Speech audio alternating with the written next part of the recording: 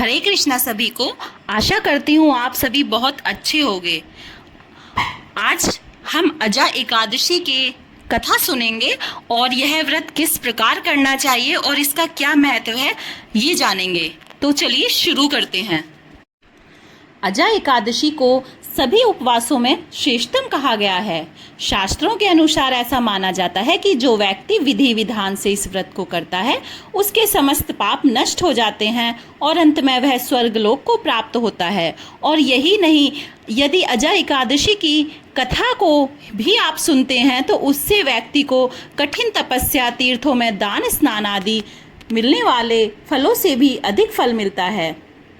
इस व्रत को करने के कुछ नियम हैं। अजा एकादशी के दिन प्रातः काल उठकर स्नान आदि से निवृत्त होकर सबसे पहले व्रत का संकल्प लेना चाहिए। इसके बाद पूजा स्थान को साफ करके एक साफ चौकी को उस पर रखें। चौकी पर लाल या पीले रंग का वस्त्र बिछाएं। इसके ऊपर भगवान विष्णु व माता लक्ष्मी की प्रतिमा को स्थापित करें। भगवान विष्णु को पीले रंग के फूल व माता लक्ष्मी को सफ़ेद फूल अर्पित करें। हरि विष्णु जी को तुलसी अति प्रिय है तो तुलसी जरूर चढ़ाएं भगवान की पूजा में। फिर विधि विधान से पूजा कर पूजा के बाद आरती अवश्य की जानी चाहिए और अजा एकादशी की कथा ज़रूर सुननी या पढ़नी चाहिए। अजा एकादशी व्रत में पूरे दिन व्रत रखते हुए भगवान विष्णु व माँ लक्ष्मी का ध्यान करें। रात में जागरण करें और भगवान विष्णु का ध्यान करते हुए भजन कीर्तन व उनके मंत्रों का जाप करें। इसके बाद अगले दिन मुहूर्त के समय व्रत पारण करें। तो यह तो है हमारे एकादशी व्रत के नियम।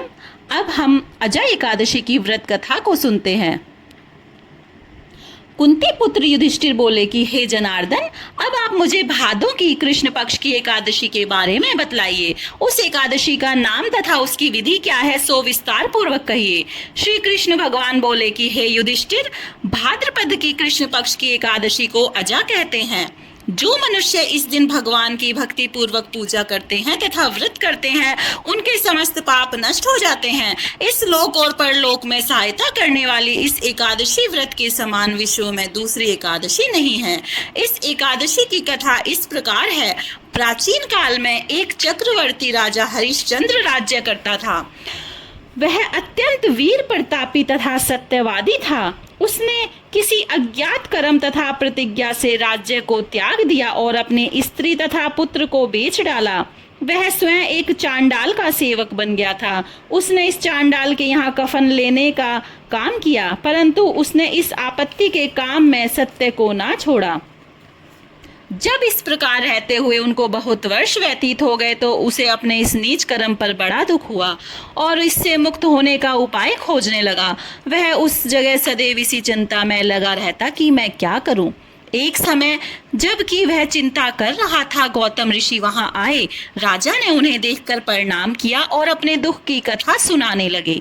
महर्षि गौतम राजा के दुखों से पूर्ण वाक्यों को सुनकर अत्यंत दुखी हुए और राजा से बोले कि हे राजन, भादों के कृष्ण पक्ष में अजा एकादशी होती है। तुम इस एकादशी का विधि पूर्वक व्रत करो तथा रात्रि जागरण करो। इससे तुम्हारे समस्त पाप नष्ट हो जाएंगे। गौतम ऋषि राजा से इस प्रकार कहकर अंतर्ध्यान हो गए। हे राजन, यह सब अजा एकादशी के व्रत का प्रभाव था। जो मनुष्य इस व्रत को विधि पूर्वक करते हैं तथा रात्रि जागरण करते हैं उनके समस्त पाप नष्ट हो जाते हैं और अंतिम समय स्वर्ग को जाते हैं। इस एकादशी कथा के श्रवण मात्र से ही अश्वमेध यज्ञ का फल मिलता है। इस व्रत कथा का सार यह है कि प्राणी को ईश्वर के प्रति पूरी निष्ठा रखनी चाहिए। कठिन परिस्थितियों में भी जो सत्य का मार्ग नहीं छोड़ते वे स्वर्ग के अधिकारी होते हैं। सत्य की परीक्षा कठिन परिस्थितियों में ही होती है। अतः ईश्वर पर पूर्ण विश्वास रखते हुए सत्य का पालन करना चाहिए। भगवान हरि आप सभी को सदैव खुश रखें। राधे राधे।